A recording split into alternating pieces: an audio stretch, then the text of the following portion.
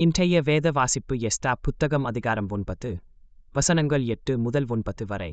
இப்பொழுதும் எங்கள் தேவனாகிய கர்த்தர் எங்களிலே தப்பின சிலரை மீதியாக வைக்கவும் தம்முடைய பரிசுத்த ஸ்தலத்தில் எங்களுக்கு ஒரு குச்சை கொடுக்கவும். இப்படியே எங்கள் தேவன் எங்கள் கண்களைப் பிரகாசிப்பித்து எங்கள் அடிமைத்தனத்திலே எங்களுக்கு கொஞ்சம் உயிர் கொடுக்கவும் அவராலே கொஞ்ச நேரமாவது கிருபை கிடைத்தது. நாங்கள் அடிமைகளாயிருந்தோம். ஆனாலும் எங்கள் அடிமைத்தனத்திலே எங்கள் தேவன் எங்களைக் கைவிடாமல் எங்களுக்கு உயிர் கொடுக்கவும் நாங்கள் எங்கள் தேவனுடைய ஆலயத்தை எடுப்பித்து பாழாய்ப்போன அதை புதுப்பிக்கும்படிக்கும் எங்களுக்கு யூதாவிலும் எருசலேமிலும் ஒரு வேலியைக் கட்டளையிடும்படிக்கும் பெர்சியாவின் ராஜாக்கள் சமூகத்தில் எங்களுக்குத் தயை கிடைக்கச் செய்தார்.